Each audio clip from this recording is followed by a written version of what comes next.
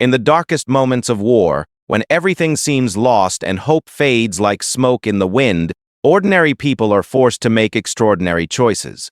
This is the story of Captain Sarah Mitchell, a fighter pilot whose capture behind enemy lines led to an impossible decision that would echo through history. Sometimes the most powerful weapon isn't the one you're trained to use, it's the one you never thought you'd have to fire.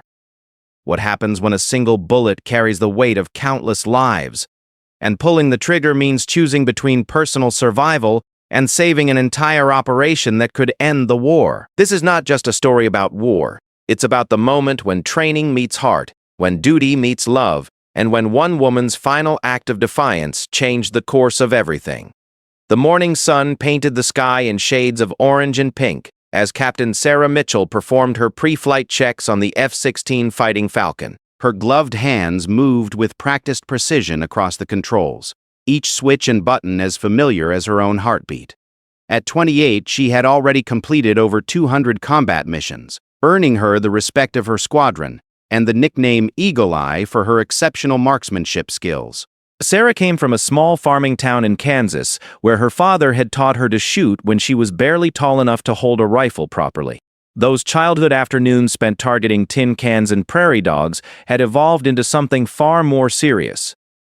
Before joining the Air Force, she had been a competitive marksman, winning state championships and even placing third in nationals. Her transition from ground-based shooting to aerial combat had been seamless, but it was her secondary training as a sniper that truly set her apart from other pilots. The mission briefing had been routine enough. Intelligence indicated that a high-value enemy communications facility was operating deep in hostile territory. The facility was reportedly coordinating attacks against Allied forces and civilian populations. Sarah's job was to provide air support for a ground team that would infiltrate and destroy the installation. It should have been a standard operation, the kind she had flown dozens of times before. As her aircraft lifted off from the base, Sarah felt the familiar rush of adrenaline mixed with calm focus that came with every mission.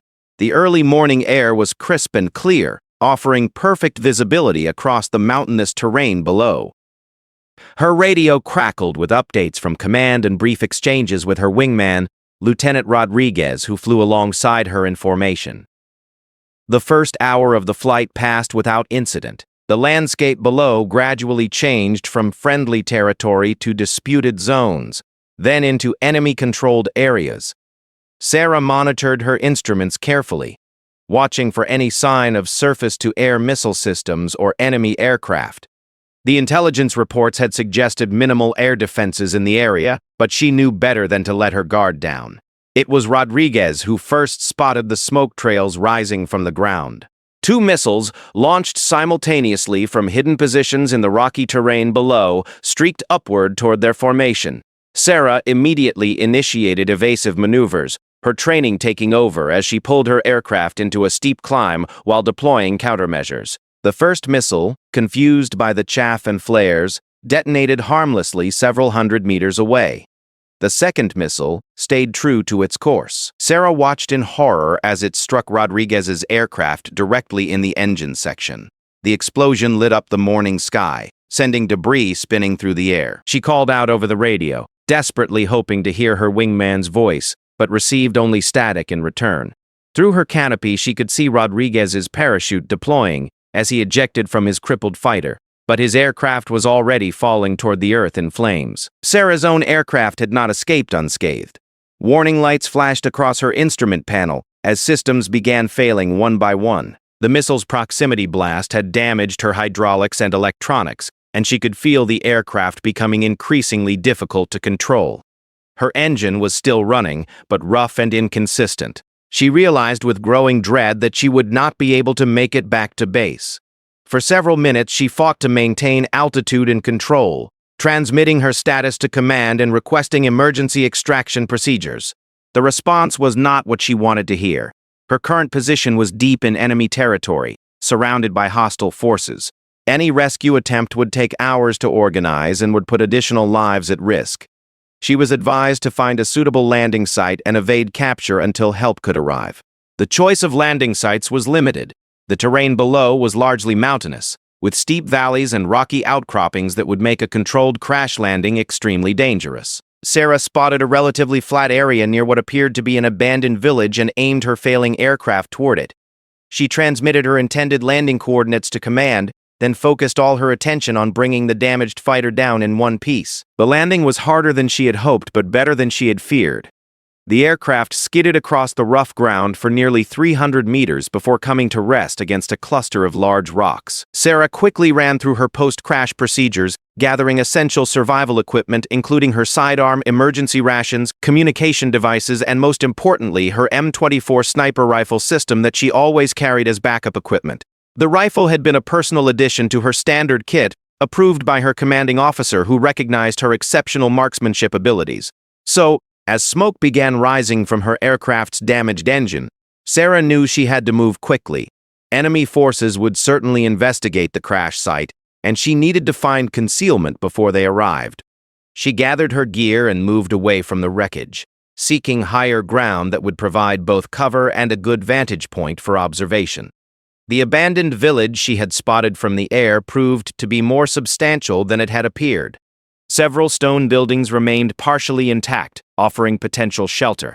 Sarah chose a position in what had once been a small house overlooking the main approach to the village. From this vantage point, she could observe both her crash site and the surrounding area while remaining hidden from casual observation. Within an hour of her crash landing, Sarah heard the sound of vehicles approaching. Through her rifle scope, she could see a convoy of military trucks and armored vehicles surrounding her downed aircraft.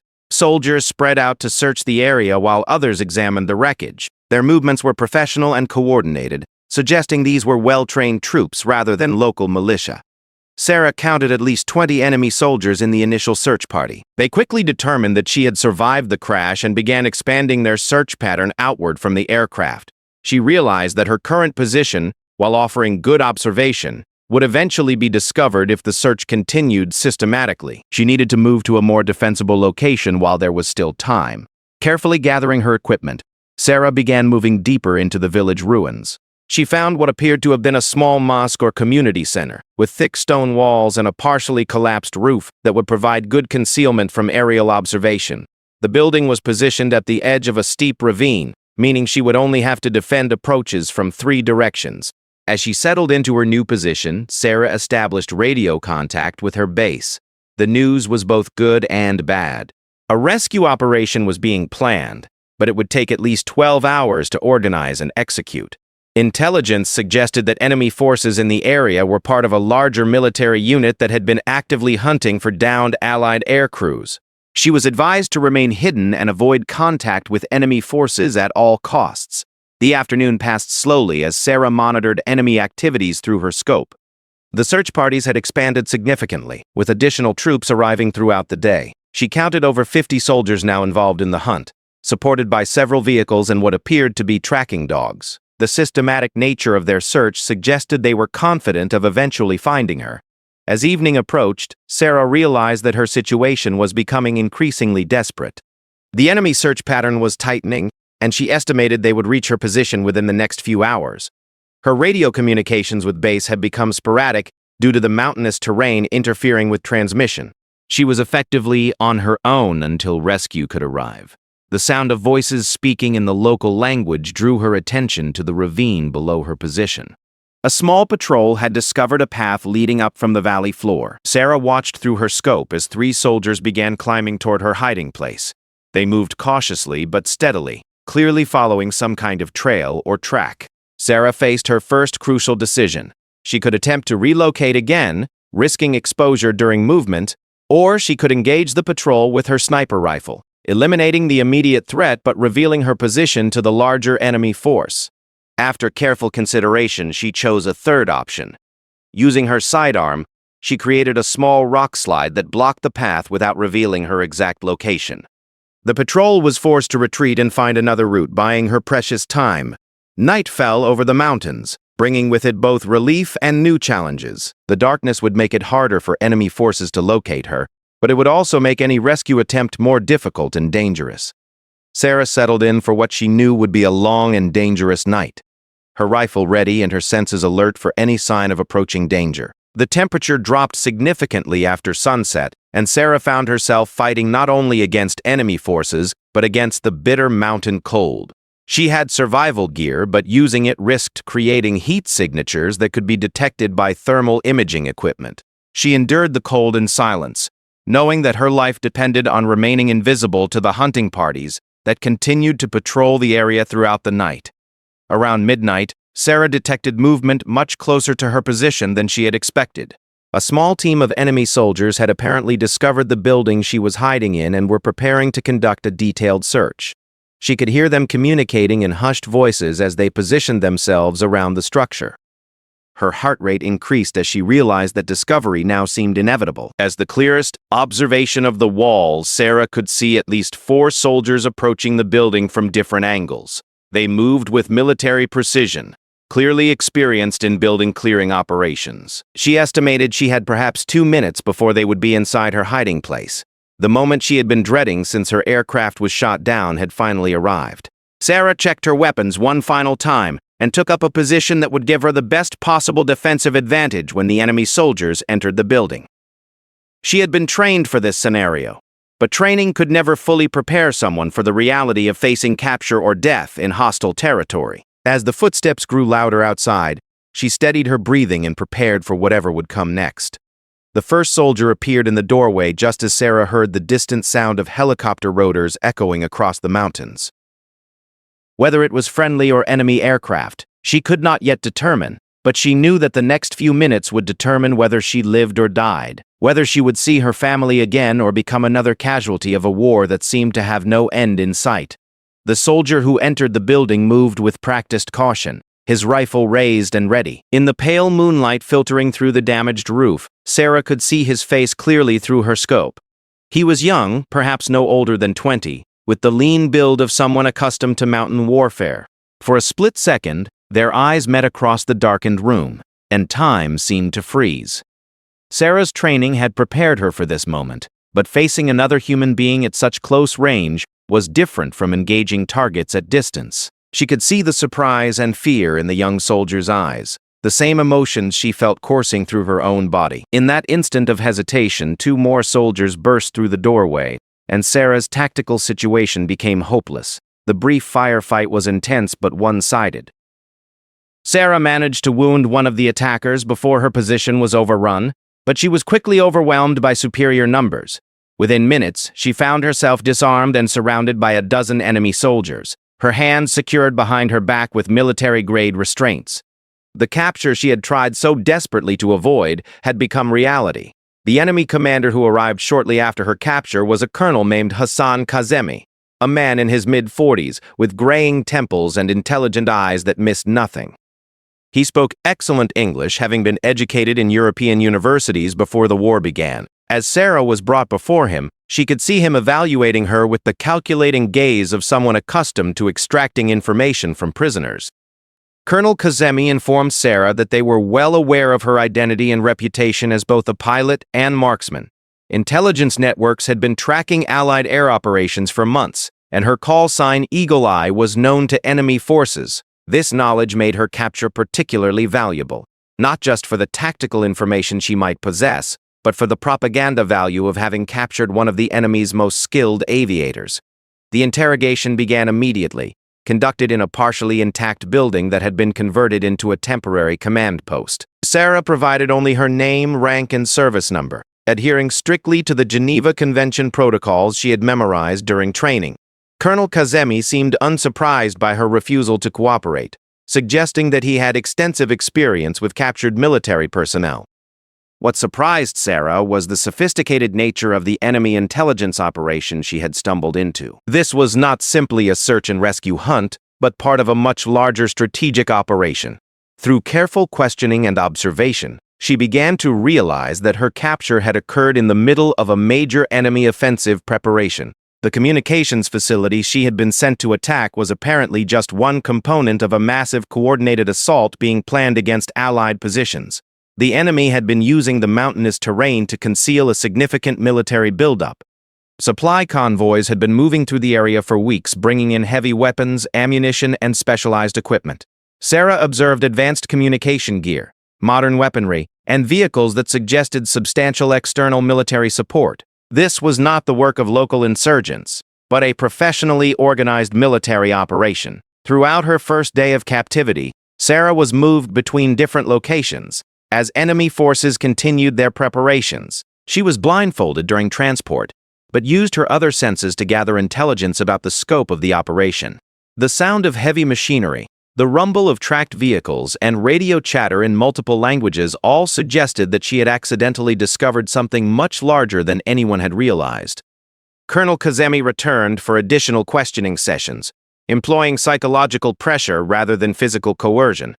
He spoke about her family, mentioning details about her father's farm in Kansas and her younger brother's service in the army. This personal information was clearly intended to demonstrate the reach of enemy intelligence networks while creating emotional leverage for future negotiations.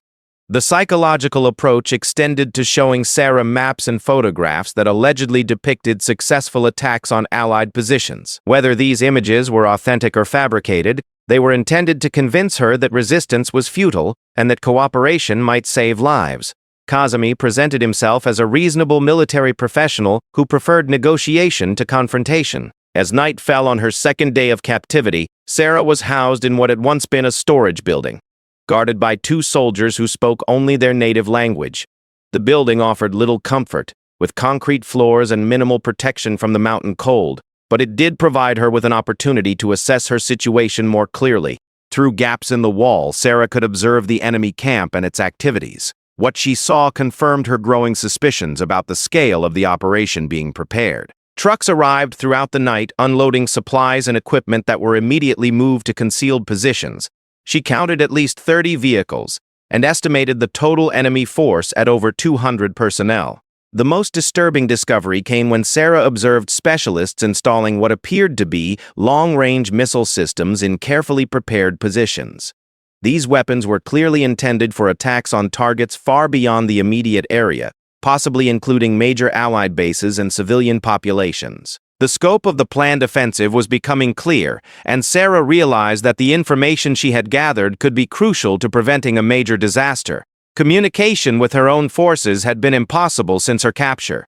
Her radio had been destroyed during the firefight, and she had no way of transmitting the intelligence she had gathered. Even if rescue arrived, there might not be enough time to warn Allied commanders about the impending assault. She estimated that the enemy preparations would be complete within 24 hours, based on the pace of activity she had observed. Colonel Kazemi visited her again on the 3rd morning, this time with a different approach. Rather than continuing the interrogation about her own mission, he began discussing the broader strategic situation. He claimed that his forces represented a legitimate resistance movement fighting against foreign occupation, and that the planned offensive was a defensive action to protect civilian populations. The colonel's political arguments were sophisticated and carefully constructed, suggesting extensive training in psychological operations. He spoke about the futility of the larger conflict and the unnecessary suffering being caused by military action on both sides. His goal was clearly to convince Sarah that cooperation would serve humanitarian rather than military objectives. What concerned Sarah most was the colonel's confidence about the upcoming operation. He spoke as if success was already assured, referring to specific Allied positions that would be attacked and claiming detailed knowledge of defensive preparations. This suggested that enemy intelligence had penetrated Allied security at multiple levels, making the planned assault far more dangerous than anyone realized. The colonel also revealed that Sarah's capture was being used for broader strategic purposes. Photographs and video recordings had been made of her in custody, materials that would be released to demonstrate enemy capabilities and demoralize Allied forces. Her symbolic value as a captured aviator was apparently as important as any tactical information she might possess. During her 3rd night of captivity, Sarah was moved to a different location deeper in the mountain complex. The new facility was more sophisticated, with communication equipment and what appeared to be a command center for coordinating the planned offensive. She realized that she was being held at the heart of the enemy operation, where she could observe the final preparations for what promised to be a devastating attack. The technical sophistication of the enemy command center surprised her. Multiple radio systems, computer terminals, and satellite communication equipment suggested capabilities that exceeded intelligence estimates. Sarah began to understand why Allied forces had been suffering increasing casualties in recent months. They were facing an opponent with far more advanced resources than anyone had realized. Through careful observation and listening to conversations, Sarah pieced together additional details about the planned assault. The attack would begin with coordinated missile strikes on 3 major Allied bases, followed by ground assaults supported by heavy armor. Civilian targets, including refugee camps and humanitarian facilities, were also included in the target list, apparently to create maximum psychological impact. The timing of the attack had been carefully chosen to coincide with a major diplomatic conference where Allied leaders would be discussing peace negotiations. The enemy clearly intended to demonstrate their military capabilities at the precise moment when their opponents might be most vulnerable to political pressure. It was a sophisticated strategy that combined military action with psychological warfare. Sarah's frustration grew as she watched the final preparations proceeding on schedule. She possessed information that could save thousands of lives, but she had no way to communicate it to Allied forces. Her rescue, if it came at all, would likely arrive too late to prevent the planned attacks. She found herself in the agonizing position of knowing about an impending disaster, but being powerless to stop it. Colonel Kazemi made one final attempt to secure her cooperation on the 4th morning of her captivity. This time, he offered specific terms for her release in exchange for information about Allied defensive positions and capabilities. He claimed that her cooperation could actually reduce casualties by helping enemy forces achieve their objectives more quickly and efficiently. Sarah's refusal was immediate and absolute, but the colonel's response was more understanding than angry. He acknowledged her dedication to duty while expressing regret that their conflict had to continue. As he prepared to leave, he made one final comment that chilled Sarah to the bone. The attack would begin in exactly 12 hours, whether she cooperated or not, and nothing could stop what was about to happen. Left alone with her guards, Sarah contemplated the desperate nature of her situation. In 12 hours, hundreds or thousands of Allied personnel would come under attack, along with civilian populations that had no way to defend themselves. She had trained her entire military career for moments like this, but nothing had prepared her for the helpless feeling of watching disaster approach while being unable to act. As the day wore on, Sarah observed the final stages of preparation around the command center. Officers reviewed attack plans one last time. Communication systems were tested repeatedly, and missile crews ran through final targeting procedures.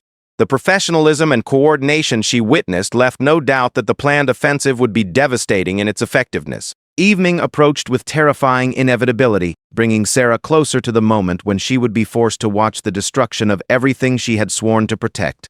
The sound of activity around the command center intensified as final preparations were completed.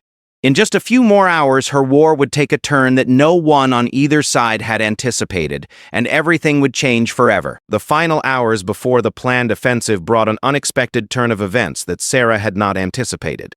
A new prisoner was brought into the command center just after sunset, someone whose presence changed everything about her desperate situation.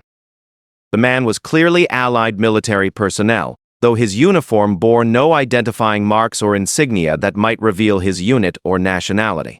Through whispered conversations with her guards, Sarah learned that the new prisoner was Major David Chen, a communications specialist who had been captured while attempting to establish contact with Allied forces. More importantly, Chen possessed detailed knowledge of defensive positions and communication protocols that the enemy desperately wanted.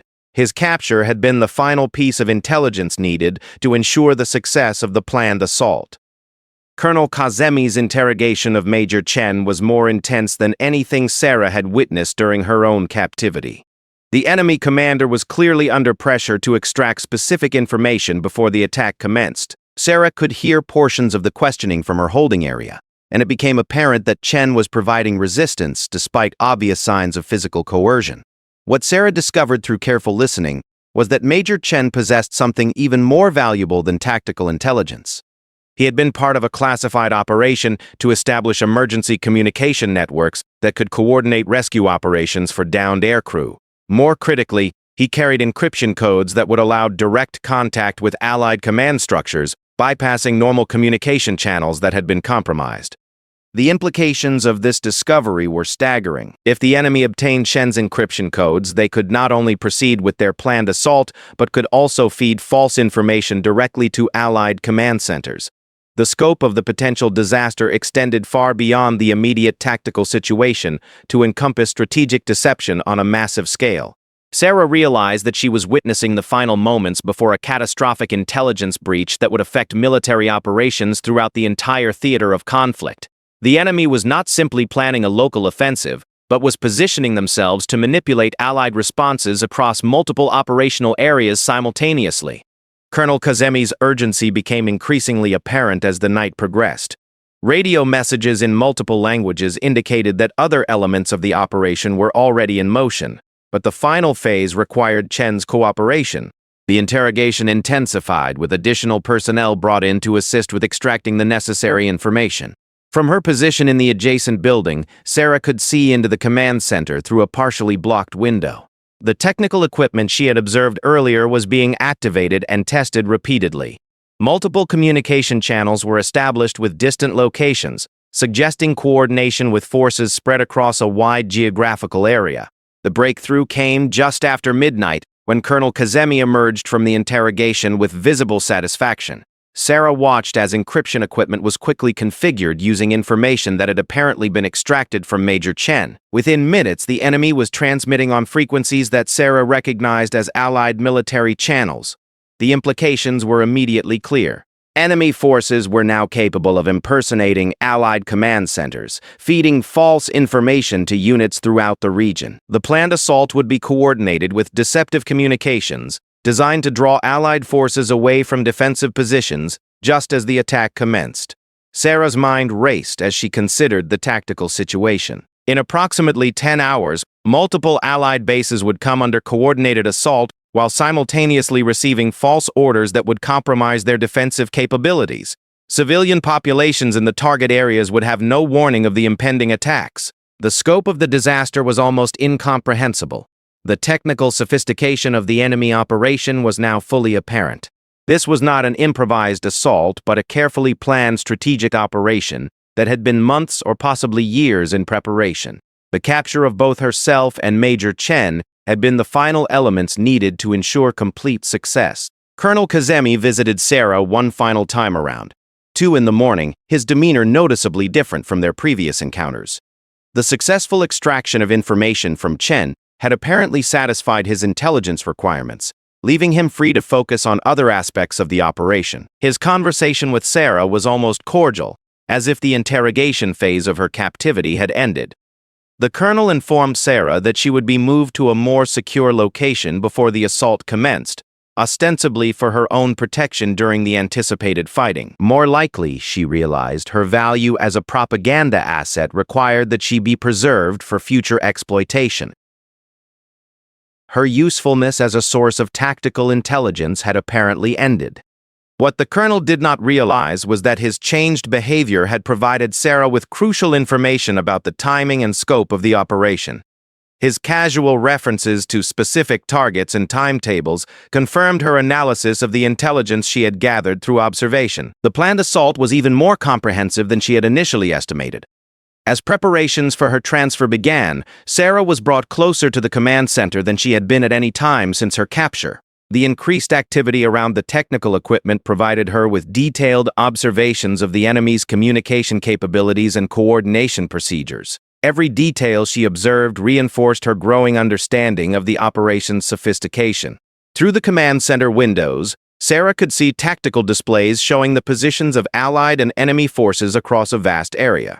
Red symbols indicating planned attack positions vastly outnumbered the blue symbols representing Allied defensive locations.